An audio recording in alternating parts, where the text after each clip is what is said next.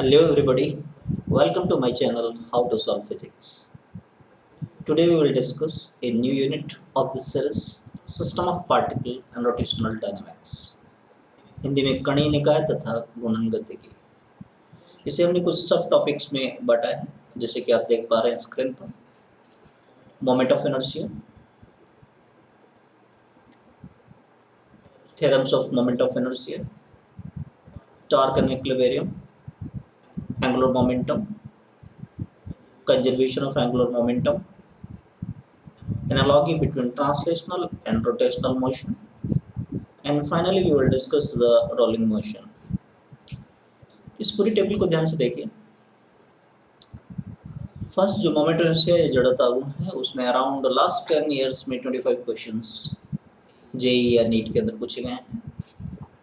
जड़ता गुण के प्रमेय या theorem of moment of inertia operating, likewise torque and equilibrium, बलागुण तथा संतुलन पर 22 क्वेश्चंस, एंगुलर मोमेंटम और कोणीय संवेग पर 21 around, conservation of angular momentum and कोणीय संवेग संरक्षण नियम पर भी अराउंड 21 क्वेश्चंस, और स्थानांतरित गुणन गति की जो समतुल्यता है, आई mean to say the translation rotational motion में जो सिमिलरिटीज है, उस पर भी कुछ क्वेश्चंस आते हैं, around 10 questions in last 10 years. Rolling motion या लुढ़कन गति पर बात करते हैं तो अराउंड 26 क्वेश्चन। तो चलो ओवरऑल एक बार देख लेते हैं कि इस टेबल से हमें क्या रिजल्ट मिल रहा है। मोमेंट ऑफ इनर्शिया पर मैक्सिमम क्वेश्चन पूछे गए, जड़ता गुण पर या फिर रोलिंग मोशन पर। तो हमें एम्फेसिस देना है, हमें जोर देना है इन दो टॉपिक्स पर। It's okay, clear already. सबसे पहले मोमेंट ऑफ इनर्शिया या जड़ता गुण पर बात करते हैं। डेफिनेशन इसका क्या है? It is a resistance to oppose any change in rotational motion of the body.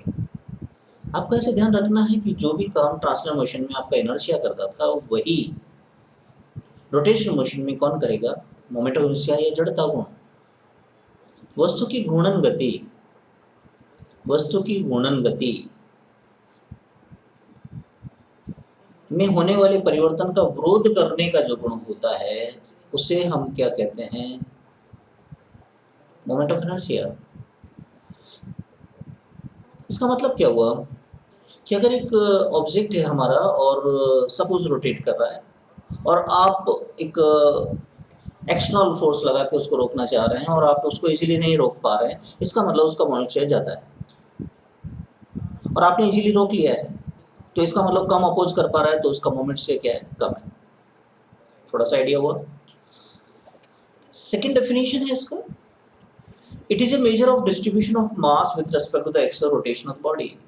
Access of rotation, घूर्णन अक्ष से जितना दूर दूर किसी ऑब्जेक्ट का, सिस्टम का मास होगा, उसका मोमेंट उतना ही ज्यादा होगा। मान लीजिए कोई एक्सेस रोटेशन आपके पास है और 1 मीटर की डिस्टेंस पे एक पार्टिकल मैंने रखा, उसी पार्टिकल को अगर मैं 2 मीटर की डिस्टेंस पे रखता हूँ तो डिस्ट्रीब्यूशन दूर हो गया ना, तो मोमेंट शेयर सेकंड केस में ज्यादा हो गया, जिसे 2 मीटर पर रखा है। इसको कहते हैं द्रव्यमान वितरण का मापक है। Is it clear? चलिए आइए अब moment of inertia of common rigid body, जो सामान्य दृढ़ पिंड होते हैं, इनके जड़ता गुण देख ले। हम यहाँ पर वो ऑब्जेक्ट्स ले रहे हैं जो जनरली एग्जाम में आपसे पूछे जाते हैं।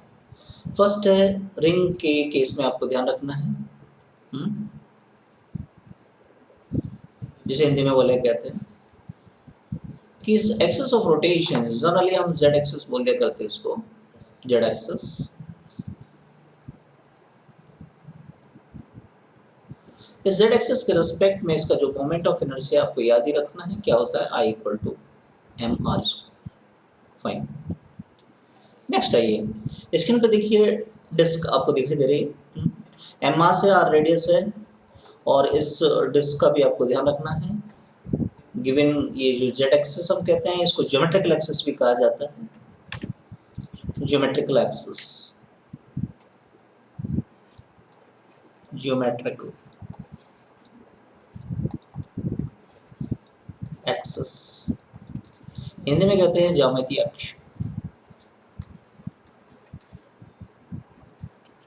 ज्यामितीय अक्ष किस है? इस जेड एक्सिस को। इसके रेस्पेक्ट में आपको ध्यान रखना है कितना होता है भाई, half M R square. Ring का कितना बताया था याद करते चलें, एम आर स्क्वायर। किस एक्सेस के अबाउट, इसी ज्योमेट्रिकल एक्सेस के about. Is it clear? Next है स्क्रीन पे देखिए हॉलो सिलेंडर। हॉलो सिलेंडर आपको ध्यान रखना है बहुत सारी ऐसी ही रिंग से मिलके बना होता है, आप ऐसे याद रखेंगे कितनी सारी रिंग से मिलके बना हुआ है। तो रिंग का फॉर्मूला याद है आपको, क्या था, I equal to M R square. तो हॉलो सिलेंडर या खोखला बेलन भी यदि आता है तो कितना होता है, इसका भी ध्यान रखना आपको, कितना होता है भाई, एम आर स्क्वायर। नेक्स्ट, अगर यही हो सॉलिड सिलेंडर, तो solid cylinder is made up of the disc, बहुत सारे डिस्क एंड डिस्क से मिलके बना हुआ है ये, बहुत सारी डिस्क से मिलके बना हुआ है। और हर एक डिस्क का जेड एक्सिस के रेस्पेक्ट में कितना था, हाफ एम आर स्क्वायर। इससे ध्यान रखना है आपको। तो इसका भी कितना होगा ये, हाफ एम आर स्क्वायर। तो ये याद हो गया, रिंग या हॉलो सिलेंडर कितना, एम आर स्क्वायर। डिस्क या solid cylinder, half M R square. Is it? 4 object हो गए काम के हैं। नेक्स्ट आइए, सॉलिड स्फीयर बिल्कुल डिफरेंट है आपका। सॉलिड है जैसे क्रिकेट का बॉल है आपका, तो उसका जेड एक्सिस के रेस्पेक्ट में, इस जेड एक्सिस के रेस्पेक्ट में जिसको ज्योमेट्रिकल एक्सिस हमने कहा, कितना होता है, 2/5 M R square, 2/5 M R square. Is it okay, fine. और यदि यही हो फॉलो तो कितना, 2/3 M R square, 2/3 M R square. Solid का कितना पता है, 2/5 एम आर स्क्वायर, याद हो गया। हॉलो का कितना, खोखले का कितना, 2/3 M R square. Is it okay? Next है ये एक और ऑब्जेक्ट आपको ध्यान रखना है। स्क्रीन पे देखिए एक थिन रॉड आपको नजर आ रहा है, एम आर से एल लेंथ है इसका, वही geometrical axis. What I mean to say the geometrical axis here is, geometrical axis I mean to say here only कि जस्ट सेंटर ऑफ मास उस ऑब्जेक्ट के पास हो, ये इसका सेंटर ऑफ मास है, this is the centre of मास, और इसकी length के परपेंडिकुलर ये एक्सिस है आपका, राइट। थिन रॉड जब बोलेंगे तो इट कैरी द मीनिंग कि इसका थिकनेस जो होगा वो नेग्लिजिबल होगा। ये thickness should be negligible, thickness it should be negligible, नगण्य होना चाहिए। इन दैट केस हमें क्या फॉर्मूला काम में लेना है, 1/12 एम एल स्क्वायर। एक बार रिवाइज कर लेते हैं। रिंग के लिए कितना बताया, वो एम आर स्क्वायर, ओके। साथ में ही हॉलो सिलेंडर याद करो, हॉलो सिलेंडर के लिए हमने कितना बताया भाई, एम आर स्क्वायर। डिस्क के लिए कितना था, 1/2 M R square. Solid cylinder के लिए कितना हुआ, 1/2 M R square. Solid sphere के लिए कितना है आपका, 2/5 M R square. Hollow sphere के लिए 2/3 M R square. And thin rod के लिए कितना है, 1/12 M L square. It is clear up to here? चलिए अब अपन देख लेते हैं एक्सेस से रिलेटेड कुछ थ्योरम्स हैं, आई mean to say the moments के थ्योरम्स। दो वेल नोन थ्योरम्स हैं, एक को कहते हैं परपेंडिकुलर एक्सिस थ्योरम, लंबवत अक्षों का प्रमेय, और दूसरा है पैरेलल एक्सिस थ्योरम। तो first of all we are going to discuss perpendicular axis theorem, okay. तो सबसे पहले तो कुछ बातें हमें यहाँ पर ध्यान रखने की हैं। व्हाट आर दे, कि इसके लिए कुछ लिमिटेशंस होती हैं कि आपका ये जो परपेंडिकुलर एक्सिस थ्योरम है केवल 2 डायमेंशनल ऑब्जेक्ट्स के लिए ही फॉलो होगा, 2 डायमेंशनल। कीपिंग योर माइंड, कहाँ लगाना, कहाँ अप्लाई करना है, ध्यान रखना कौन सा इंजेक्शन किस पेशेंट को देना, you should keeping your mind. हाँ फाइन। तो 2 डायमेंशनल जैसे डिस्क है आपका, रहेंगे आपका, ओके, प्लेट्स हैं आपकी। तो इस तरह के जो ऑब्जेक्ट्स हैं उनके लिए तो आप इस थ्योरम को लगा सकते हैं, करेक्ट।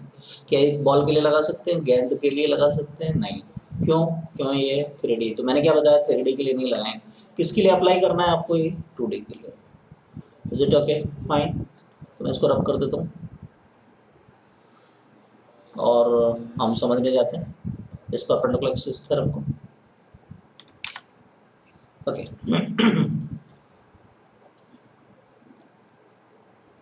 फाइन।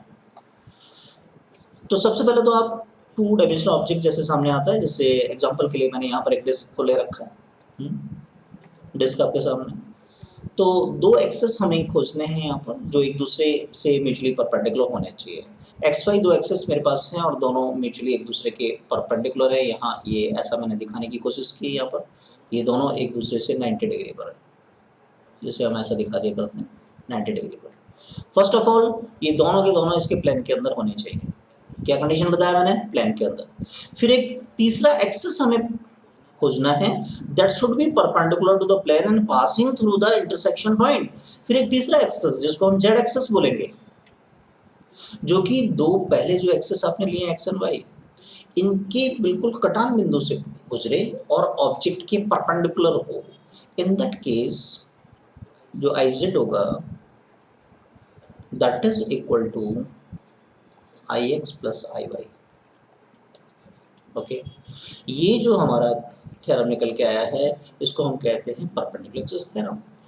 ओके, दूसरा हम देखने जाएंगे जिसे क्या कहते हैं, पैरेलल एक्सिस थ्योरम। ओके, तो सबसे पहले पैरेलल एक्सिस थ्योरम को यदि हम देखते हैं तो इसके लिए कोई लिमिटेशन नहीं है। You can apply not only for the 2D but also 3D object, इन दोनों के लिए आप अप्लाई कर सकते हो एक बात, राइट? फाइन, सबसे पहले कोई ऑब्जेक्ट ले लिया, ठीक है, मैंने कन्वीनियंस के लिए डिस्क लिया है, लेकिन यहाँ कोई भी और दूसरा एक्सेस हो सकता है, बॉल हो सकता है, राइट? ये रिक्वायर्ड एक्सेस है जिसके अबाउट मुझे मोमेंट ऑफ इनर्शिया फाइंड करना है, ये आई चाहिए मेरे को। तो फर्स्ट ऑफ ऑल करते क्या है, इसका जी यहाँ रिप्रेजेंट कर रहा है सेंटर ऑफ ग्रेविटी को, शॉर्ट में हम सेंटर ऑफ मास भी कह देते हैं। पिछले टॉपिक में, पिछले वीडियो में हमने ये डिस्कस किया था क्या डिफरेंसेस होता है सेंटर ऑफ मास और सेंटर ऑफ ग्रेविटी में। तो जिन्होंने भी वो वीडियो नहीं देखा है तो उसे एक बार गो थ्रू हो जाए, देख लें उससे। फाइन, तो इस सेंटर ऑफ ग्रेविटी से पास होते हुए एक पैरेलल एक्सिस खोजते हैं, दोबारा रिपीट करते हैं। मुझे इस आई की वैल्यू चाहिए, इस एक्सिस के अबाउट मोमेंट ऑफ इनर्शिया की वैल्यू चाहिए। तो फिर आपको क्या करने का, सेंटर ऑफ मास या सेंटर ऑफ ग्रेविटी से पास होता हुआ इस और जो पूछा गया एक्सिस उसके पैरेलल एक एक्सिस प्लॉट करते हैं, सेंटर ऑफ ग्रेविटी से पास होता हुआ, उसको आई नॉट बोल देते हैं। इस ऑब्जेक्ट का मास है एम है सपोज, तो फिर simple is the relation I जो होता है I naught plus mass of the object multiply by the ये जो सेपरेशन है दोनों पैरेलल लाइंस पैरेलल एक्सिस के बीच का उनका स्क्वायर, ये जो आया है हमारा, इसको हम कहते हैं पैरेलल एक्सिस थ्योरम। फाइन, चलिए इसको समझने के लिए एक क्वेश्चन ले लेते हैं, स्क्रीन पर आपके सामने है, everybody go through the question, English Hindi दोनों के अंदर है और इसको हम मिलजुल के सॉल्व करते हैं। एक सिस्टम आपको बताया गया है, ट्रायंगल है, इक्विलैटरल ट्रायंगल है, समबाहु त्रिभुज, हर एक इसका साइड ए है, इसके हर वर्टेक्स पर, इसके शीर्ष पर स्मॉल मास के पार्टिकल्स रखे। इस टोके आपको कुछ बॉल जैसा दिखाई दे रहा है, until unless इनका रेडियस नहीं दे रखा है, इनकी त्रिज्या नहीं दे रखी है, तो आपको क्या लेके चलना है, पॉइंट मास। ओके, यू नहीं जबरदस्ती फार्मूला लगा दिया 2/5 mr², no, where is the R, it's not given, what you have to take, क्या मानना है इस बॉल को, एक पार्टिकल, क्लियर टू मी? तो एक पार्टिकल का किसी एक्सिस के रेस्पेक्ट में क्या होता है, mr², r क्या होता है, परपेंडिकुलर डिस्टेंस। फाइन, ओके, अब ये डिजायर्ड एक्सिस है हमारा जो ग्रीन लाइन से मैंने यहाँ दिखाया, इसके अबाउट मुझे मोमेंट ऑफ इनर्शिया चाहिए, तो what you have to do, आप इनको मार्क कर लो। अब ये सिस्टम जो है 3 पार्टिकल से मिलकर बना है, दिख रहा है स्क्रीन पर। सबसे पहले ये एक फिक्स एक्सिस के अबाउट जो मोमेंट ऑफ इनर्शिया होता है स्केलर होता है, और स्केलर सिस्टम के लिए हम क्या करते हैं, अलजेब्रिक सम करते हैं, बीजगणितीय योग करते हैं। Is it okay? Fine, fine, I1, अब मुझे mr² करना है, फर्स्ट पार्टिकल का मास क्या है, m, r का मतलब perpendicular distance from the axis desired axis से। आप मुझे बताओ ग्रीन लाइन से ये बॉल कितनी दूर है, अरे भाई ग्रीन लाइन पे तो है, तो r क्या कहलाएगा इसका, 0, r का मतलब perpendicular distance. What about second, same is the thing, ये भी इसी पर है, राइट? अब आ जाइए थर्ड पर, थर्ड पर, थर्ड जो बॉल है इससे दूर है देखिए, और ये r अब आपका कहलाएगा, तो इस पर आ जाइए अब,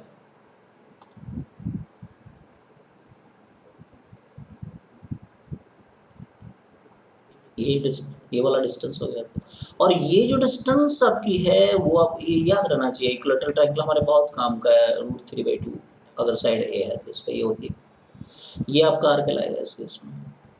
फाइन, इसको रखेंगे अपन, mass of the particle multiply by R कितना है √3/2 ए, इसका स्क्वायर करेंगे।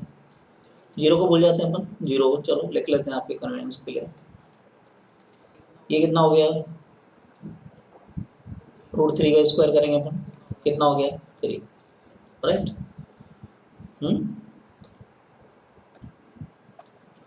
तो 3/4 एंड ए स्क्वायर, और m को भूलेंगे नहीं।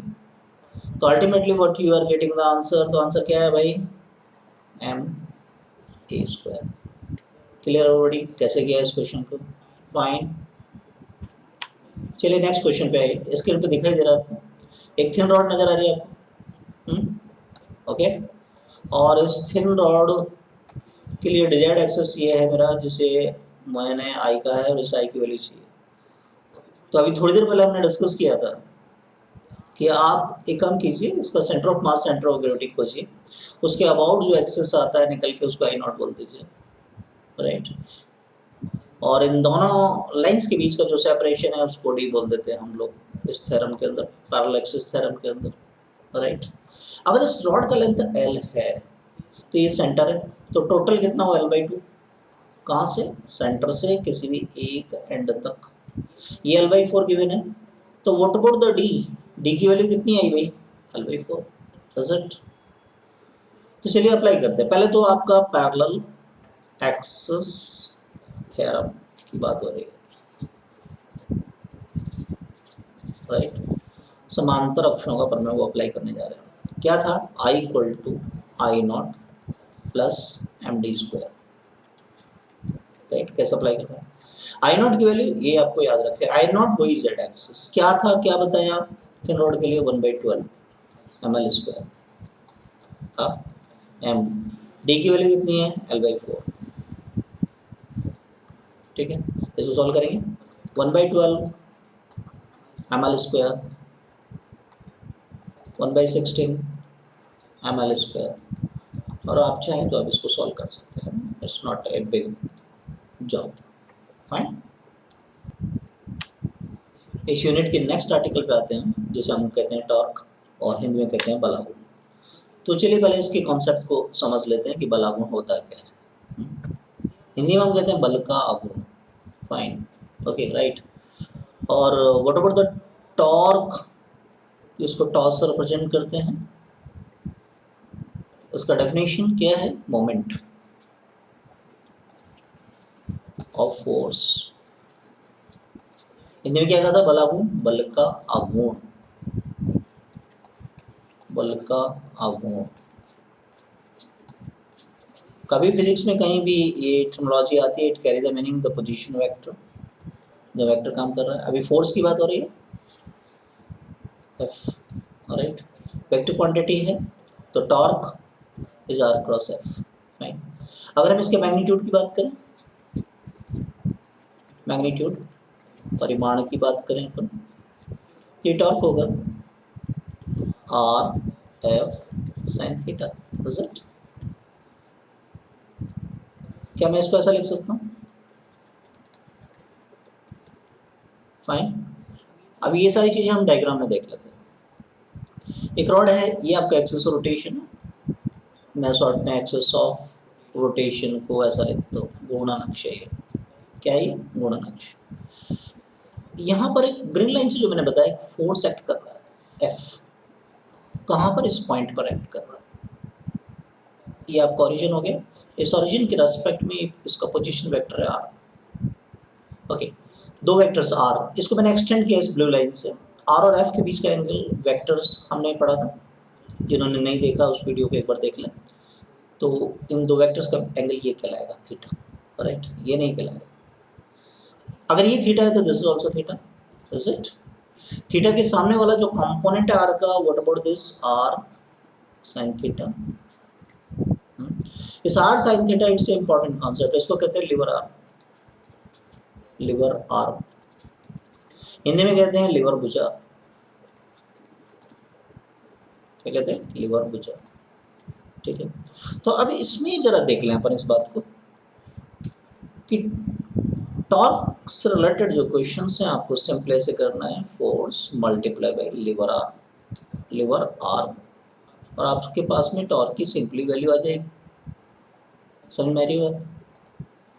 क्या करने का है, just force multiply by the lever arm. एक सिंपल फॉर्मूला मैंने दे दिया, बड़ी बड़ी कैलकुलेशंस नहीं।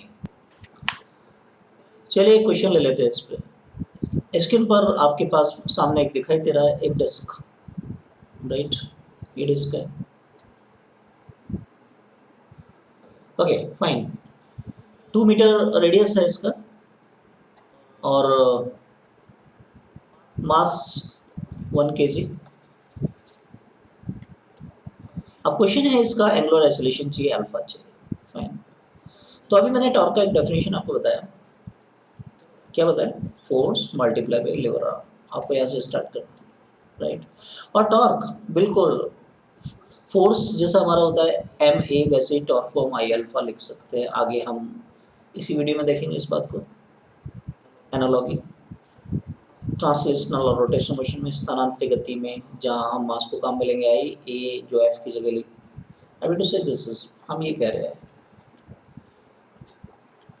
ये ट्रांसलेशनल मोशन में, स्थानांतरित गति में हम काम में लेते हैं। तो रोटेशनल मोशन में ध्यान दीजिएगा, मास की जगह इनर्शिया और ए की जगह अल्फा, ए एक्सेलरेशन या angular acceleration. Fine, okay. Question कैसे कर रहे हैं, सिंपल तरीका बता रहे हैं। अभी आपको अल्फा चाहिए, यहाँ पे alpha, right, force multiply by lever arm divided by I. चलिए वैल्यू रखते हैं। फोर्स कितना है, 10 न्यूटन। लीवर आर्म मैंने क्या बताया था, एक्सियल रोटेशन। अभी ये यहाँ से पाइवटेड है, इसके अबाउट देखिए, अगर ये फोर्स यहाँ एक्ट करेगा तो इसको इस तरीके से रोटेट कराने की कोशिश करेगा। इज इट लीवर आर्म, देखिए ये जो आपका एक्सिस ऑफ रोटेशन है, वहां से line of action of force पे परपेंडिकुलर, ये 2 मीटर कहलाएगा। ये 2 मीटर मैंने लिख दिया। अच्छा, डिस्क का मोमेंट ऑफ इनर्शिया एक बार अलग से देख लें, क्या था, 1/2 था क्या, एम आर स्क्वायर, डिस्कस किया था। डिस्क ऐसा होता है, सॉलिड डिस्क है ना, यहाँ लिखते हैं अपन 1/2, एम मास 1 कहा मैंने, रेडियस 2 मीटर यानी 2 का स्क्वायर, एक 2 इससे कैंसिल हो गया, राइट। और ये 2 अब भी इससे कैंसिल हो जाएगा, तो अल्टीमेटली क्या आने वाला है यहाँ से, 10। यूनिट क्या होती है इसकी, 10 radian per second square. Is it? Next question screen पर आपके सामने ये रहा, look at the screen, Hindi में भी और इंग्लिश में भी, एवरीबॉडी गो थ्रू। इस बार रैंक कहा है सब्जेक्ट को, मास 1 kg, और इसका फिर से एंगुलर एक्सेलरेशन फाइंड करना है। एक सिंपल सा मैंने अभी तरीका बताया आपको, एफ इंटू लीवर आर्म, यहाँ से चल लेंगे आपको ऐसे, और टॉर्क को लिखिए आई अल्फा। एक से ज़्यादा फोर्सेस इन्वॉल्व हैं, जैसा कि इस क्वेश्चन में मैंने लिया है डिस्क्राइब करने के लिए, एक से ज़्यादा है, 10 newton, 6 newton, 5 newton. In that case what you have to do, vector है, वेक्टर की तरह से सॉल्व करेंगे, एक एक को लेकर चलेंगे। सबसे पहले 10 न्यूटन से स्टार्ट करते हैं, फोर्स लीवर आर्म। अब केवल इस फोर्स पर जो रेड लाइन से मैंने दिखाया है, इस ऑब्जेक्ट को इस डायरेक्शन में रोटेट करने का कोशिश करेगा, क्लॉकवाइज डायरेक्शन के अंदर। ये एक्सिस रोटेशन है, यहाँ से डिस्टेंस कितना है, 1 मीटर, ये लीवर आर्म कहलाएगा इसका। टॉर्क है, वेक्टर है, ऐसे रोटेट कराना चाह रहा है। चलो एक बार साइन लगाते हैं, इस डायरेक्शन को हम पॉजिटिव कह देते हैं थोड़ी देर के लिए, राइट। इसका पॉजिटिव का तो नेगेटिव, ध्यान रखेंगे। फाइन, अब ये 6 न्यूटन पे आ जाता है। तो एवरीबॉडी देखिए, फोर्स की वैल्यू रख रहे हैं हम 6, लाइन ऑफ एक्शन, अब फोर्स का line of action axis of rotation से ही पास हो रहा है, तो एक्सिस ऑफ रोटेशन से किसी डिस्टेंस पर है क्या, नहीं है, तो लीवर आर्म कितना कहलाएगा इसका, 0। तो यहाँ डायरेक्शन वगैरह देखने का कोई मीनिंग नहीं है। चलिए 5 न्यूटन पे आइए, एक बार प्लस लगा लीजिए, बाद में देखते हैं हम फोर्स कितना है, 5 न्यूटन। एक्सिस ऑफ रोटेशन से परपेंडिकुलर डाला तो कितना, 1 मीटर। केवल ब्लू या स्काई ब्लू लाइन से जो मैंने दिखाया है ये क्या इस ऑब्जेक्ट को इस डायरेक्शन में रोटेट नहीं कराएगा, means the anti clockwise direction में। तो अभी हमने एक बार डिजाइन कर लिया कि ये चीज हमें प्लस लेना है तो फिर ये माइनस होगा, इज इट? तो फिर इस साइन को चेंज कर लीजिए। तो अभी यहाँ मेरे को माइनस लगाना, ठीक है। तो अभी अपने पास क्या हुआ, राइट हैंड साइड के अंदर ये 10 हो गया और ये बीच वाला पोर्शन तो 0 हो गया, ये 5 हो गया, ठीक है। अल्टीमेटली जीतेगा कौन? आपका क्लॉकवाइज डायरेक्शन वाला। तो ये जो आने वाला आपका 5 आने वाला है और डायरेक्शन कौन सी आने वाली है? क्लॉकवाइज। आई अल्फा की बात और कर लेते हैं अपन। अल्फा जो है आपका, ध्यान दीजिएगा, आई बोला क्या है पहले तो? रिंग। रिंग क्या होता है? M R square. अलग से देख लें इसको, आई की value I M R square ring के लिए जेड एक्सिस के अबाउट 1, दिस इज ऑल्सो 1, तो दिस इज 1। मोमेंट की वैल्यू कितनी है? 1 है। तो यहाँ 1 मल्टीप्लाई बाई अल्फा, तो अल्फा की वैल्यू कितनी आई? 5 रेडियन पर सेकेंड स्क्वायर और डायरेक्शन कौन सी है? क्लॉकवाइज। तो अल्टीमेटली ये सारे फोर्स मिलके किस डायरेक्शन रोटेट कराएंगे? क्लॉकवाइज। Is it okay? चलिए नेक्स्ट टॉपिक देखते हैं इसका, इक्विलिब्रियम, हिंदी में कहते हैं संतुलन। फर्स्ट ऑफ ऑल तो हमारा ये जो संतुलन होता है, संतुलन इक्विलिब्रियम दो तरीके का हो सकता है, दो टाइप्स का हो सकता है, टाइप्स। फर्स्ट टाइप जो होता है ट्रांसलेशनल, स्थानांतरित, कोई वस्तु स्थानांतरित संतुलन में ऐसे बोलते हैं। सेकंड टाइप्स होता है रोटेशनल, घूर्णन। अब इनके लिए कंडीशन क्या है?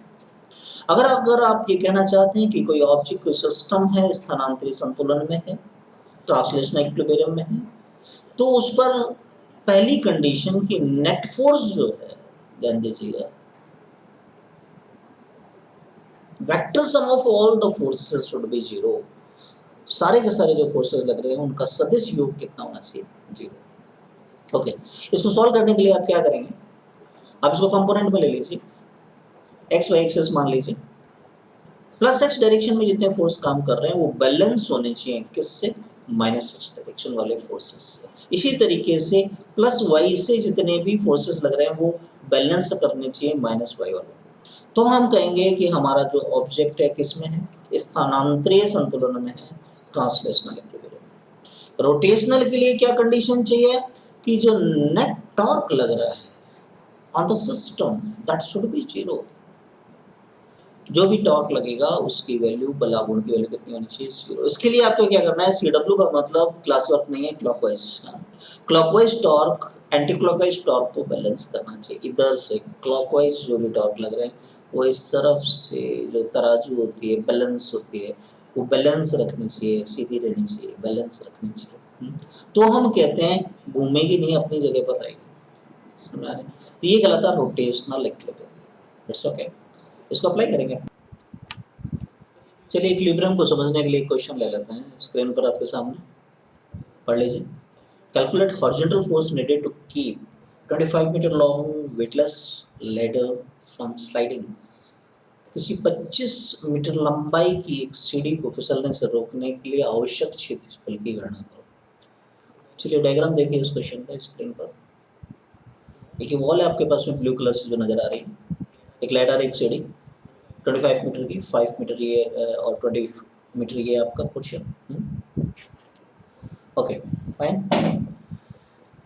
और किसी इंस्टेंट पर आपको नज़र आ रहा है कि सरफेस 60 डिग्री पर है। इसको अब ये फिसलने के चांसेस होंगे। क्यों फिसलने के चांसेस? एक वेट दिखाया गया इसमें 750 न्यूटन एक्ट कर रहा है इस सीढ़ी के ऊपर टॉप पॉइंट से, हाँ 5 मीटर डिस्टेंस पर 750 न्यूटन। तो इस वेट की वजह से ये रोटेट करना चाहेगी और ये फिसल सकती है। तो इसको रोकने के लिए एक हॉरिजॉन्टल फोर्स ग्रीन लाइन से दिखाया है F, इसकी वैल्यू अपने को फाइंड करनी है। Is it okay? फाइन। तो इसको फाइंड करते हैं अपन। अभी थोड़ी देर पहले इक्विलिब्रियम का कॉन्सेप्ट हम लोगों ने देखा है, और देखिए उसी कॉन्सेप्ट की मदद से इसे हम सॉल्व करेंगे, राइट। वहाँ दो चीज़ें देखा था हमने कि इक्विलिब्रियम मीन्स दो तरह का इक्विलिब्रियम, ट्रांसलेशनल यानी स्थानांतरीय। स्थानांतरीय के लिए नेट फोर्स जीरो होना चाहिए। नेट फोर्स के लिए सबसे पहले हम ट्रांसलेशनल इक्विलिब्रियम की बात कर रहे हैं। ट्रांसलेशनल इक्विलिब्रियम, शॉर्ट में हम ट्रांसलेशनल इक्विलिब्रियम को ऐसा कह देते हैं। कंडीशन हमने क्या बताया, प्लस एक्स डायरेक्शन में जो भी फोर्स काम कर रहे हैं उसको बैलेंस कीजिए किससे, नेगेटिव एक्स डायरेक्शन में लगने वाले फोर्स। प्लस एक्स डायरेक्शन में कौन सा फोर्स है, पूरे डायग्राम को देखिए R2। माइनस एक्स डायरेक्शन में कौन सा फोर्स काम कर रहा है, F, जो हमको चाहिए, यानी F की वैल्यू R2 के इक्वल होनी चाहिए। ये नहीं फिर से उसके लिए एक इंपॉर्टेंट कंडीशन आ गई, राइट। दूसरी क्या बताया था, प्लस वाई डायरेक्शन में जो फोर्स एक्ट कर रहे हैं वो बैलेंस होने चाहिए किससे, माइनस वाई डायरेक्शन में लगने वाले फोर्सेस। प्लस वाई में डायग्राम में देखिए कौन सा है, केवल वेट है 750, ये 750 हो गया न्यूटन। माइनस वाई में कौन सा है, ये R1 आपका, तो R1 की वैल्यू कितना होगा, 750 न्यूटन। इज इट ओके, ये आपका ये लाइट रोटेशनल इक्विलिब्रियम में भी होनी चाहिए। रोटेशनल इक्विलिब्रियम, रोटेशनल मोशन वाला इक्विलिब्रियम होना चाहिए इसका। उसके लिए मैंने क्या कंडीशन बताया था, क्लॉकवाइज टॉर्क, टॉर्क बैलेंस करना चाहिए किसको, एंटी क्लॉकवाइज टॉर्क को, राइट। Clockwise, okay. कोई एक पॉइंट ले लेते हैं अपन, ए पॉइंट के अबाउट रोटेशन देखते हैं। अब टॉर्क, इससे पहले हमने एक्सप्लेन किया आपको, क्या करते हैं अपन, force into lever arm. Lever arm क्या होता है, एक्सिस ऑफ रोटेशन। अब ए से एक्स ऑफ रोटेशन जा रहा है, तो अगर मैं R1 और F की बात करूं, ध्यान देने वाली बात, तो इनका जो लीवर आर्म है वो जीरो कहलाएगा। क्यों, लीवर आर्म का डेफिनेशन क्या था, perpendicular from axis of rotation to the line of action of force. यानी इस पॉइंट से R1 की कोई डिस्टेंस है क्या, नहीं, R1 यहीं से गुजर रहा है इसका लाइन, F यहीं से, तो R1 और F फोर्सेस को हम भूल जाएंगे। पिक्चर में केवल केवल आप R2 और W को लेकर चले, फाइन, ओके। क्योंकि इनका लीवर आर्म होगा, ये ए पॉइंट से दोनों के फोर्सेस की जो लाइन ऑफ एक्शन है वो कुछ डिस्टेंस पर है, राइट। इंपॉर्टेंट क्वेश्चन है, जेई और नीट दोनों में आ चुका है ऑलरेडी, ठीक है, तो समझ लीजिए अच्छे से। परपेंडिकुलर डिस्टेंस पहले हम एक बार यहाँ पर देख लेते हैं, मुझे दो फोर्सेस के लिए यहाँ पर चाहिएगा डब्ल्यू। डब्ल्यू पे परपेंडिकुलर अगर हम प्लॉट करते हैं तो ये परपेंडिकुलर डिस्टेंस है हमारी, ये वाली, राइट। तो ये जो परपेंडिकुलर डिस्टेंस है इसको मैं शो करता हूँ,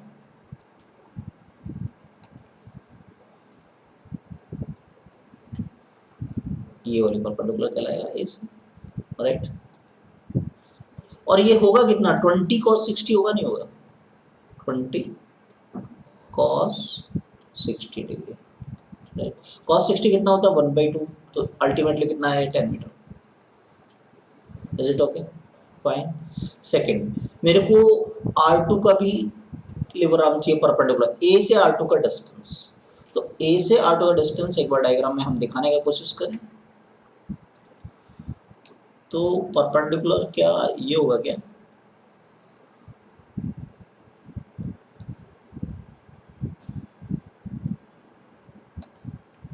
ड्रॉ करता हूँ,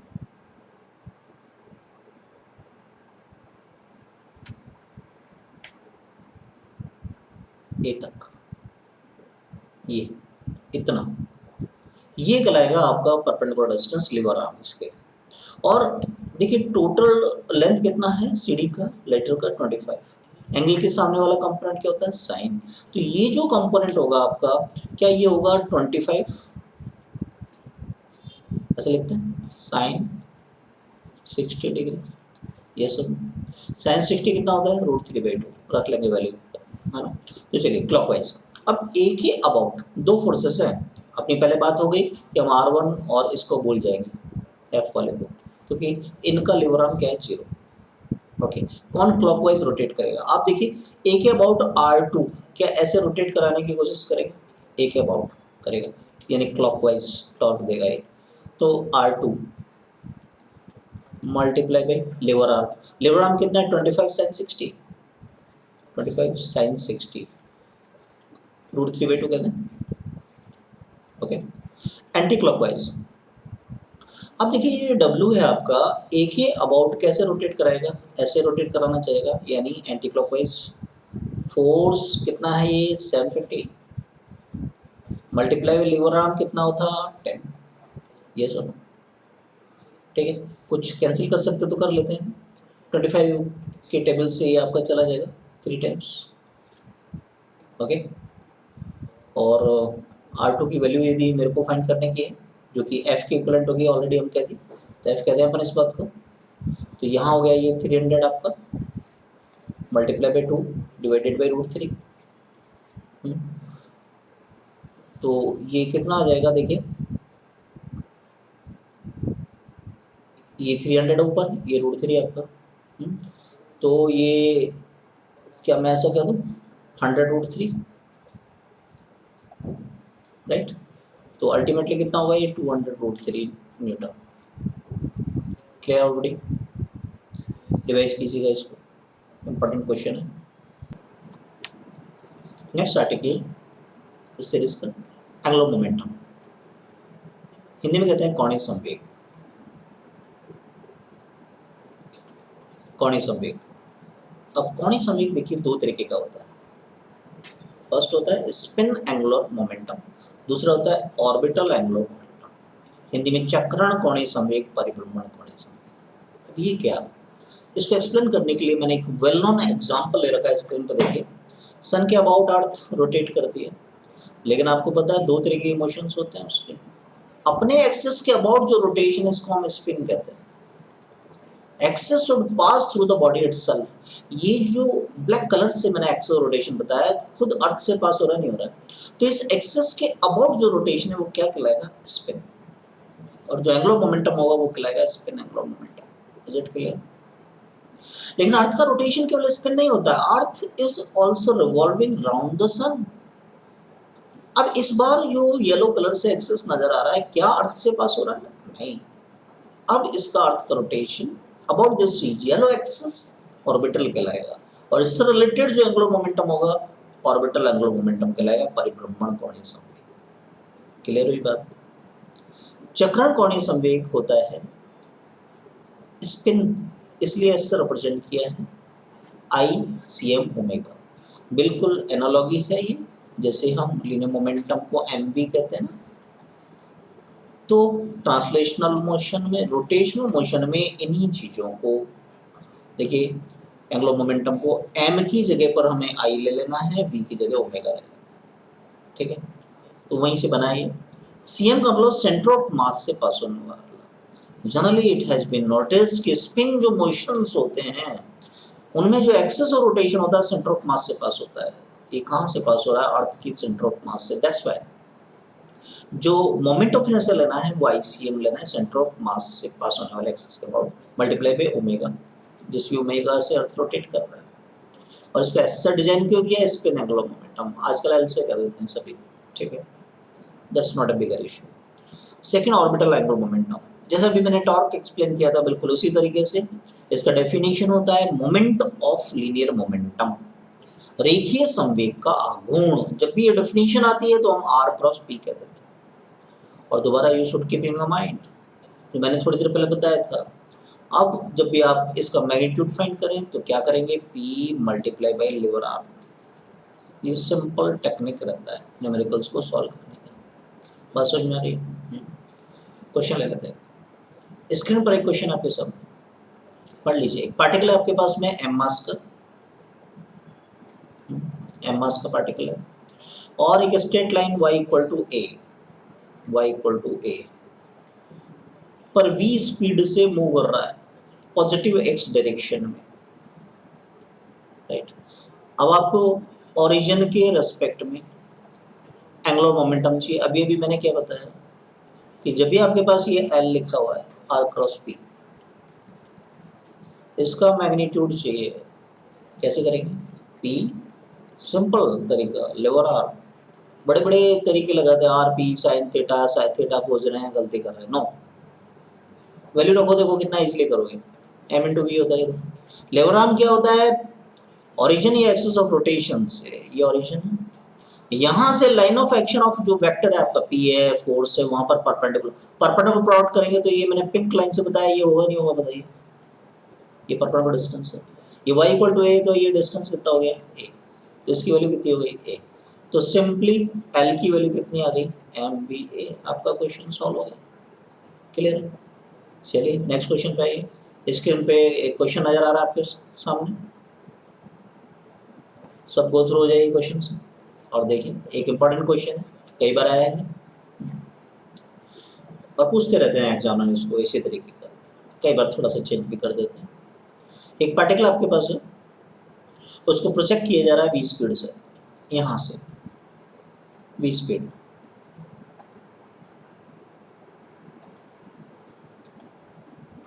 से, और ये एंगल दे रखा है कुछ 45 डिग्री, थीटा इज 45 डिग्री। ये ओरिजिन क्या दिया, पॉइंट ऑफ प्रोजेक्शन बोल देंगे इसको। With respect to the point of projection के जब ये पार्टिकल हाईएस्ट पॉइंट पर पहुंचता है, अब ये हाईएस्ट पॉइंट हो गया आपका मैक्सिमम हाइट पर, केवल आपको पता है प्रोजेक्टाइल मोशन में हमने डिस्कस किया था, केवल वर्टिकल कंपोनेंट रहता है, वर्टिकल कंपोनेंट जीरो हो जाता है एम से, और केवल कौन सा कंपोनेंट था हॉरिजॉन्टल, और उस हॉरिजॉन्टल कंपोनेंट की वैल्यू क्या होती है v cos थीटा, केवल ये। तो यदि मेरे को लीनियर मोमेंटम का कंपोनेंट चाहिए तो मेरे को केवल m कहना पड़ेगा mv, m multiply by the velocity component, right? Okay, अब यहाँ इस पॉइंट पर जब पार्टिकल पहुंचा तो हमें यहाँ चाहिए इसका कोणीय संवेग, एंगुलर मोमेंटम। अभी सिंपल डेफिनेशन बताया उससे करेंगे, फटाफट हो जाएगा काम आपका। L equal to P multiply by lever R. P कितना है भाई टॉप मोस्ट पॉइंट पर, एम वी कॉस थीटा, ठीक है। लेवर आर्म परपेंडिकुलर डाला हमने, कहाँ से, यहाँ से ओ से, तो ये परपेंडिकुलर मैं इस पिंक लाइन पे डालूंगा, इसी के इक्विवेलेंट आएगा जो कि मैक्सिमम हाइट के इक्विवेलेंट होता है h, राइट? h की वैल्यू रख देते हैं M V cos of theta multiply by, अभी याद रखना है प्रोजेक्टाइल, अगर नहीं याद है आपको तो उसका वीडियो देखें पीछे, है ना? हम बिल्कुल सिस्टमेटिक चल रहे हैं, कोई टॉपिक नहीं छोड़ रहे हैं, पूरा रिवाइज कर रहे हैं। एक वीडियो में पूरा एक यूनिट है, पूरा एक लेक्चर के अंदर, तो रिवाइज कीजिए, सारे इंपॉर्टेंट फॉर्मूले आएंगे, समरी आएंगे, टिप्स आएंगे। ये फॉर्मूला क्या था, U square V square, V बोल दिया तो वी बोल देते, sign square theta by 2g, ये फॉर्मूला था। अब अल्टीमेटली क्या हो गया, ये m ऊपर V cube sine square theta cos theta divided by 2g, is it? कई बार थीटा की टर्म्स में मुझे अभी 45 डिग्री है तो आप इजीली यहाँ 45 रख सकते हैं, आपको बहुत अच्छे से पता है साइन 45 और कॉस 45 दोनों कितना होता है 1/√2, and you can solve it out, is it? Next topic इसी यूनिट का, कंजर्वेशन ऑफ एंगुलर मोमेंटम। सबसे पहले तो समझ लीजिए कॉन्सेप्ट को, इम्पॉर्टेंट कॉन्सेप्ट है। कंजर्वेशन एंगुलर मोमेंटम क्या होता है, in absence of external torque, बाह्य बलागुण की अनुपस्थिति में total angular momentum of the system, system का टोटल एंगुलर मोमेंटम कंजर्व होगा। यह है कैसे, कैसे याद रखेंगे, बिल्कुल एनालॉजी, फोर्स का डेफिनेशन चाहिए।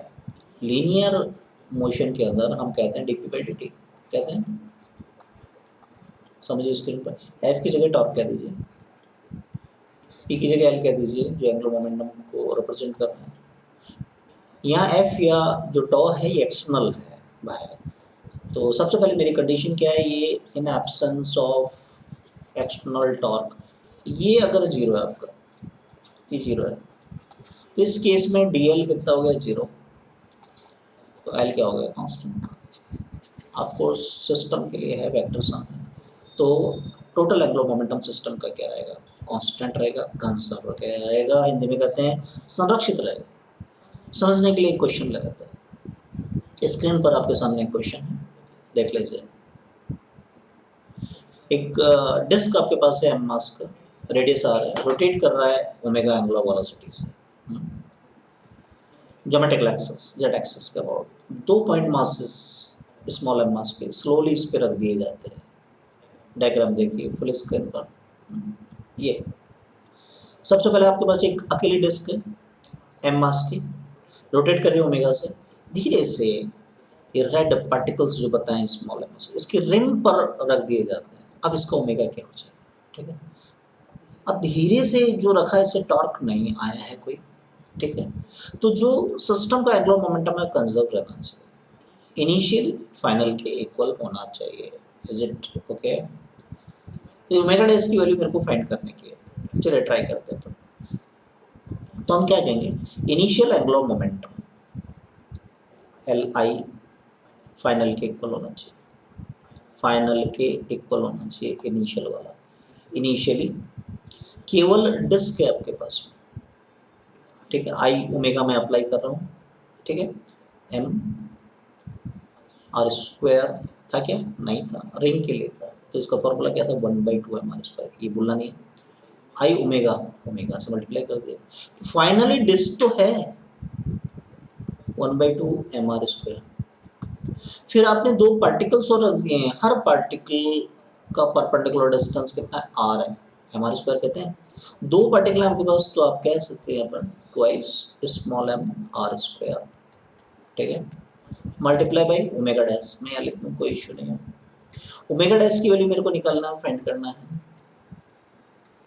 तो ये हुआ 1/2 M R square omega divided by 1/2 M R square plus 2 small M R square, ठीक है। R square you can cancel out, यहाँ से आप कैंसिल कर सकते हैं भाई, नीचे से आर स्क्वायर को कॉमन ले लें, एलसीएम वगैरह ले लीजिए, कोई बड़ा इशू नहीं है यहाँ पर। तो अल्टीमेटली देखिए जब आप एलसीएम लेंगे, कर सकते हैं आप खुद भी, 2 से 2 कैंसिल हो जाएगा, नीचे एक एम और ये 4m आ जाएगा स्मॉल एम के साथ, इस टॉपिक। तो ये आपका आंसर है। क्लियर हो गई? Analogy between translational and rotational motion, मतलब स्थानांतरी गति और घूर्णन गति में समरूपता। इससे फायदा क्या? इस यूनिट से पहले हमने ट्रांसलेशन मोशन को डिस्कस किया, बेसिकली उसकी जितने भी फॉर्मूलेज हैं उन्हीं को चेंज करके, रोटेशनल फिजिकल क्वांटिटी ऐड करके उनकी जगह पर रिप्लेस करके रोटेशनल मोशन में काम में ले लेते हैं। इसी को एनालॉजी कहते हैं। जैसे इसको रिवाइज कर लेते हैं, तो स्क्रीन पे इस टेबल को देख लीजिए, करते हैं डिस्कस।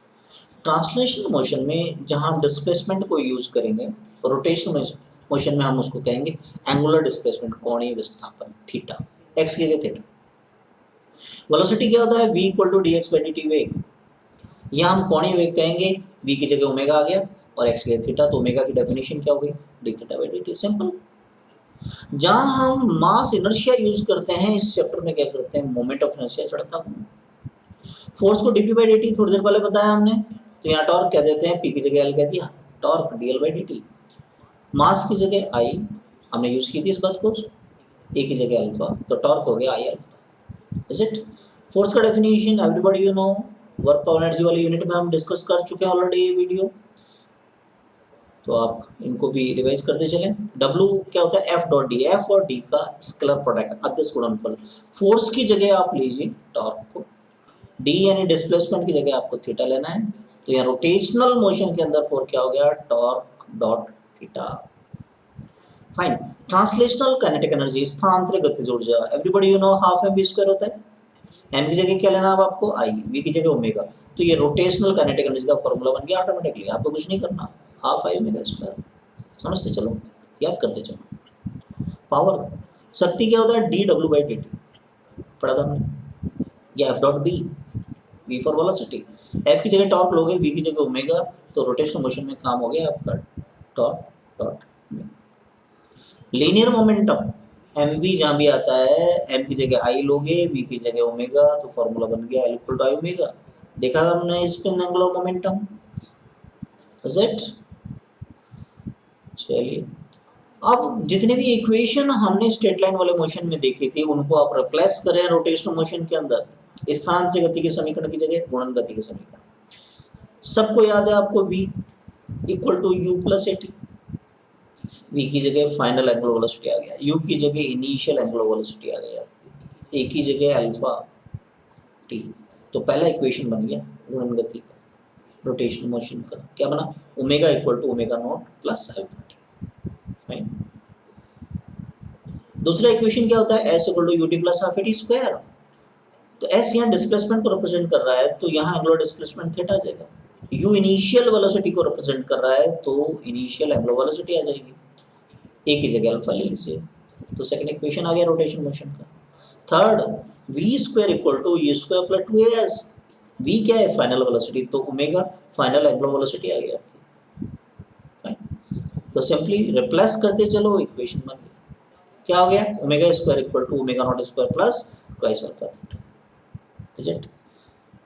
एक होता है nth सेकंड में कितना डिस्टेंस ट्रेवल किया है, तो Sn equal to U plus half a two n minus 1। तो यहाँ s की जगह थीटा कह दिया हमने, u की जगह इनिशियल एंगुलर वेलोसिटी कह दी, कोणीय वेग कह दी, a की जगह अल्फा ले लीजिए, तो आपका वैसा वैसा इक्वेशन बन गया है। तो कितना है जो आपने पढ़ा है, बस उनको रिप्लेस कर दो सारे इक्वेशन। लास्ट टॉपिक इस यूनिट का रोलिंग मोशन, इंपॉर्टेंट टॉपिक है, जैसा हम देख चुके थे मोमेंट ऑफ इनर्शिया यानी ऑलमोस्ट फर्स्ट टॉपिक, और ये रोलिंग मोशन यानी लोड गति पर मैक्सिमम क्वेश्चन बनते हैं, समझते हैं। होता क्या है? सबसे पहले तो आपका ये मोशन होता है टू टाइप्स के मोशन का कॉम्बिनेशन। अभी टू टाइप्स के मोशन कौन कौन से होते हैं? एक होता है ट्रांसलेशनल, सेंटर ऑफ मास का ट्रांसलेशनल मोशन, और रोटेशनल मोशन होता है एक्सेस ऑफ रोटेशन जो सेंटर ऑफ मास से पास होता है। तो हम कैसे डिफाइन करते हैं? If combination of the two motion taking place simultaneously, दो मोशन एक साथ हो, कौन कौन से? Translational motion of the centre of mass of the body, body की सेंटर ऑफ मास का वो ट्रांसलेशनल मोशन, करेक्ट, वस्तु के द्रव्यमान केंद्र का स्थानांतरित गति।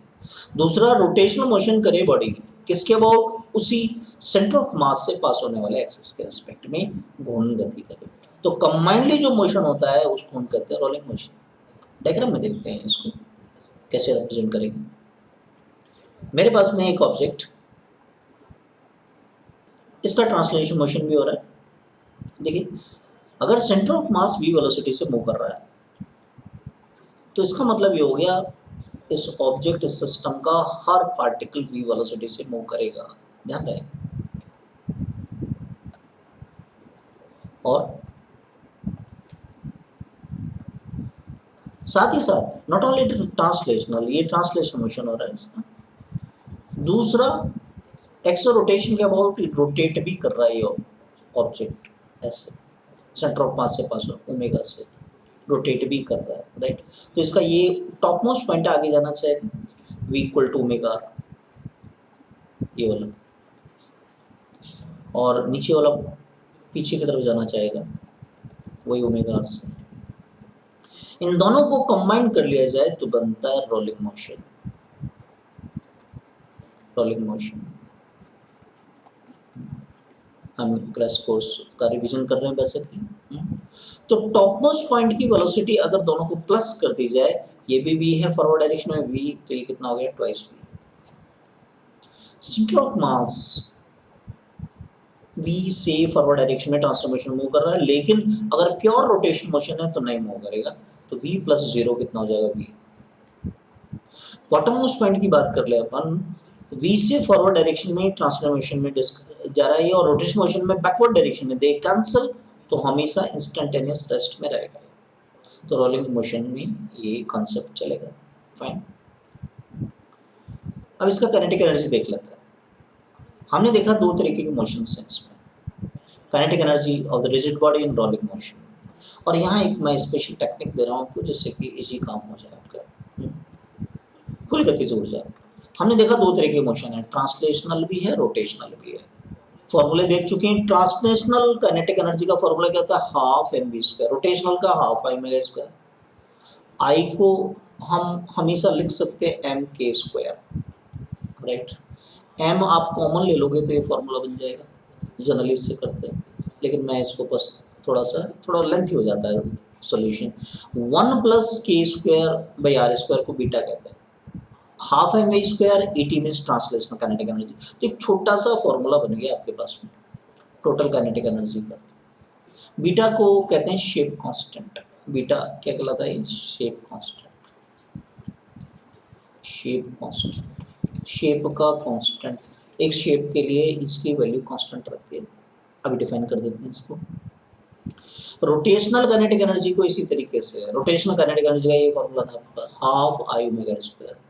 ठीक है, आई को वही हम लिखे एम के स्क्वायर, ओमेगा को, आई को लिख लें एम के स्क्वायर, ओमेगा को लिख लें वी बाई आर। आप देखिएगा, आप ये फॉर्मूला बना सकते हैं या इसको डायरेक्ट याद रखें आप इसको, E T beta minus one. Okay, beta minus one का मतलब भाई जब 1 plus K square by R square को बीटा का है तो K square by R beta minus one हो गया। बीटा माइनस वन क्या होता है? Simply coefficient of M R square होता है। आप उसकी वैल्यू वैसे ही याद रखो।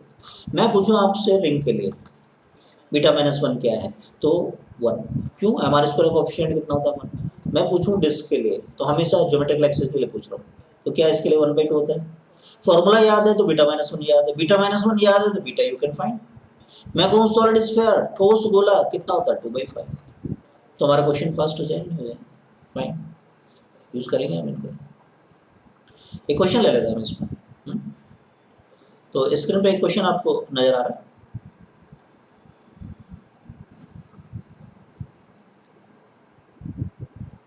और पढ़ लीजिए सारे।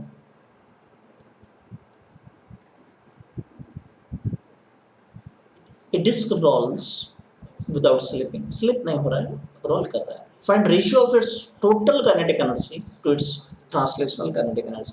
अब हम आपको सिंपल टेक्निक से इस तरह क्वेश्चन सॉल्व करना सिखाते हैं। बड़े बड़े फॉर्मूलेज आप लोग यूज करते हैं। क्या पूछा है पहले तो वहां से चलिए। रोटेशनल काइनेटिक एनर्जी मैंने डिजाइन किया आर, दूसरा translational ET.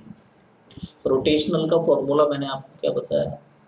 ET beta minus one. अब वो मत यूज करो, हाफ आई ओमेगा स्क्वायर और फिर वैल्यू रख रहे हैं ट्रांसलेशनल।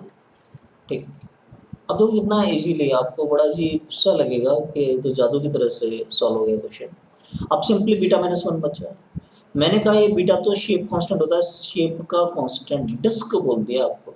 क्या डिस्क के लिए हमारे स्क्वायर का कोफिशिएंट जानते हो? 1/2।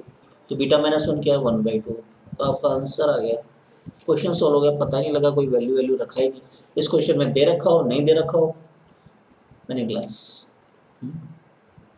अब भाई इंपॉर्टेंट बात, रोलिंग ऑन इंक्लाइन प्लेन, नत तल पर लुढ़कन रहती है। एक इंक्लाइन प्लेन आपके सामने है, दिखाई दे रहा है इसमें, राइट। ये एक थीटा एंगल का इंक्लाइंड है, ये एच हाइट है इसका है, और टॉप मोस्ट पॉइंट्स पे it is allowed to roll down, नीचे लुढ़कने के लिए छोड़ा जाता है। तो जो बीटा, जो मैंने एक इंपॉर्टेंट कॉन्सेप्ट बताया, बीटा माइनस वन तो आपको याद है, बीटा शेप कांस्टेंट, उसकी टर्म्स में ये फॉर्मूले याद रख लीजिए। डिराइव तो कर नहीं रहे अपने क्रैश कोर्स से। वेलोसिटी का v equal to square root of 2gh by beta time and acceleration. इससे आपके क्वेश्चन बहुत आसान हो जाएंगे, नोट कर लीजिएगा इनको रिवाइंड करके। अगर आपने ये याद कर लिया तो देखिए जनरली जो क्वेश्चंस पूछे जाते हैं कितना इजीली आप सॉल्व कर सकते हैं। मैं क्वेश्चन ले लेता हूँ। एक क्वेश्चन स्क्रीन पर आपके सामने है, आप इसको एक बार पढ़ लीजिए सब लोग। कुछ ऑब्जेक्ट है, एट रैंडम एग्जामिनर कुछ ऑब्जेक्ट ले लिया करता है। देखिए जरा गौर से, कौन कौन से ऑब्जेक्ट हैं आपके पास? एक रिंग है, एक हॉलो स्फीयर है, एक सिलेंडर, एक सॉलिड स्फीयर। यहाँ ठीक है, मैंने कह दिया सॉलिड स्फीयर। सिंपली अगर स्फीयर कहता है तो अभी आपको सॉलिड लेना है, जैसे मैंने यहाँ सिंपली सिलेंडर कहा तो solid. Whenever solid and hollow is not mention तो you have to take priority to the solid. यदि आपको केवल गोला बोला जा रहा है तो ठोस, बेलन बोला जा रहा है तो ठोस लेना। जब तक खोखला नहीं, हॉलो नहीं बोले तब तक नहीं लेना उसको। अब ये क्या करें कि एक ही इंक्लाइन प्लेन से एक साथ रन से रैस एक साथ छोड़े जाते हैं, फिसलने के लिए, बिना फिसले लुढ़कने के लिए छोड़े जाते हैं। अब 3 क्वेश्चंस मैंने इसमें यहाँ पूछे हैं। एक तो वेलोसिटी को अरेंज करना, अब ऐसा क्वेश्चन ले लिया है कि इसके छोटे छोटे पार्ट्स तो अलग से पूछ ही जाते हैं आपसे, अगर आप इनको सॉल्व करते हैं छोटे पार्ट तो अपने आप इजीली सॉल्व हो जाएंगे। एक तो किसकी वेलोसिटी ज़्यादा होगी किसकी कम होगी ये सब फाइंड करने का है। सेकंड में एक्सेलरेशन का सीक्वेंस चाहिए, और थर्ड में कौन पहले आएगा कौन बाद में आएगा, टाइम का सीक्वेंस, सारे तरह के क्वेश्चन आ जाएंगे इसमें। तो अब मैं बताता हूँ कि ऐसे क्वेश्चन को कैसे टैकल करना चाहिए, बिल्कुल इजी मेथड। सबसे पहले आप एक टेबल बनाएं, जब भी क्वेश्चन हो डिफरेंट टाइप्स के ऑब्जेक्ट ले लें, उसमें जो जो दे रखे हैं, रिंग है, हॉलो स्फीयर है, सिलेंडर है, सॉलिड स्फीयर, वलय, खोखला, गोला, बेल, कुछ भी क्वेश्चन में पूछा गया भूल जाओ एक बार। सबसे पहले क्या फाइंड करो, बीटा माइनस वन। फाइंड क्या करना है याद है, रिंग का एम आर स्क्वायर कोएफिशिएंट कितना होता है 1, सबको पता है। हॉलो स्फीयर के लिए कितना होता है 2/3। आपका काम होगा डेसिमल में चेंज कर लें, अप्रॉक्स कर लें, 0.66 वो लिखने की जरूरत नहीं है, अप्रॉक्स कर लें, चल जाता है काम। सिलेंडर बेलन के लिए मैंने क्या बोला, सॉलिड लेना आपको 1/2, 0.5। सॉलिड स्फीयर है कितना होता है 2/5, तो कितना हो गया 0.4, डेसिमल में चेंज कर। डेसिमल में चेंज करने से क्या होता है, थोड़ा सा कंपैरिजन आसान होता है। फिर आपका दूसरा स्टेप रहेगा, आप बीटा की वैल्यू निकालिए। बीटा की वैल्यू निकालने के लिए 1 ऐड कर देना है, इसमें 1 ऐड कर दिया तो 2 हो गया, इसमें 1 ऐड कर दिया तो 1.6 हो गया, और इसमें किया तो 1.5, ये क्या हो गया 1.4। ओके, अब मान लो वेलोसिटी से रिलेटेड क्वेश्चन है, तो वेलोसिटी वाला फॉर्मूला दिमाग में आना चाहिए, v equal to root 2 G H by beta. ये मैंने बिल्कुल टेक्निकली इन फॉर्मूले को डिजाइन किया है जिससे कि आप इजीली क्वेश्चन को सॉल्व करें। फिर आप ये देख लो कि बीटा पर कैसे एक्ट कर रहा है। v प्रोपोर्शनल है 1/रूट बीटा के, यानी बीटा के एक तरीके से इनवर्सली है। इट कैरी द मीनिंग जिसका बीटा ज्यादा होगा उसके लिए v मिनिमम होगा। तो इसमें देखिए बीटा सबसे मैक्सिमम किसका है, रिंग का, तो v मिनिमम किसका होगा, रिंग का। एग्री।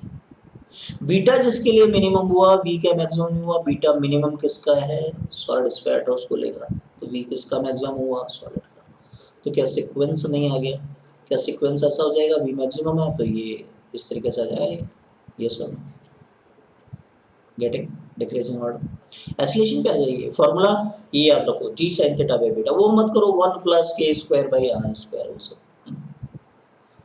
वो मतलब छोटा आप स्कूल का एकेडमिक कुछ एग्जाम और कॉपी पेपर पे कर रहे हैं, है ना, टाइम बहुत सारा आपके पास, तो इट्स ओके, है ना, वो नहीं। तो ए कैसे यहाँ पर ए प्रोपोर्शनल टू 1 बाई, इनवर्सली दोबारा से वैसे ही, तो बीटा जिसका ज़्यादा ए उसका मिनिमम, बीटा जिसका कम ए मैक्सिमम। बीटा सबसे ज़्यादा किसका है, रिंग का 2 है, तो ए मिनिमम हो गया। मैक्सिमम किसका होगा, सॉलिड स्फीयर। फिर से क्या सीक्वेंस आ गया, तो कितना इजीली क्वेश्चन सॉल्व हो गया। अब आ जाओ, ये पूछते हैं कौन पहले आएगा कौन बाद में आएगा, या कौन विन द रेस, ऐसा पूछ लेते हैं। टाइम का फॉर्मूला ये याद रखें आप, 1/sin थीटा रूट 2h/g। अब यहाँ डायरेक्टली प्रोपोर्शनल आ गया एक तरीके से रूट में, तो बीटा जिसका ज़्यादा टी भी ज़्यादा, बीटा जो इसका ज़्यादा होगा वो ज़्यादा टाइम लेगा, ध्यान दीजिएगा। और बीटा जिसका मिनिमम होगा, मिनिमम किसका है, सॉलिड स्फीयर का, ये मिनिमम हो गया, ये मैक्सिमम हो गया। इस बार आपका क्या ऐसा आएगा, सीक्वेंस आएगा। कौन बाद में आएगा, कौन जिसका जो टाइम मिनिमम ले रहा है वो पहले आएगा, तो यानी ये सबसे पहले पहुंचेगा, फर्स्ट पहुंचेगा, फर्स्ट आएगा। लास्ट कौन आएगा, रिंग, स्फीयर पहले पहुंचेगा, ये मतलब इस बात क्लियर और बड़े ऐसे सॉल्व करेंगे इसको। तो रिवाइज कीजिएगा, इंपॉर्टेंट टेक्निक है रोलिंग मोशन, और पूछते हैं मैक्सिमम क्वेश्चंस होते हैं, इज इट। अब इम्पॉर्टेंट बात, अब क्या करना है आपको, भाई हम लोग तो रिवाइज कर रहे हैं तो आपको भी रिवाइज करना है। इस वीडियो को रिवाइंड कीजिए, फिर क्या कीजिए, हर मैंने जो सब टॉपिक लिए हैं उसमें फॉर्मूले हैं, कुछ डेफिनेशंस हैं, कुछ आपके पास टिप्स एंड ट्रिक्स हैं, इज इट, कुछ टिप्स हैं आपके पास, जैसे रोलिंग में बताया मैंने बीटा वाला कॉन्सेप्ट, वो ट्रिक्स हैं, उन सब का समरी बनाइए, शॉर्ट समरी बनाइए उसको, राइट। क्वेश्चंस हैं उनको आंसर किया है, उनको कैसे किया है उनको रिवाइज कीजिए रिवाइंड करके। कोई क्वेश्चन आता है आपके सामने दिमाग में तो आप मुझे कमेंट बॉक्स में दे सकते हैं।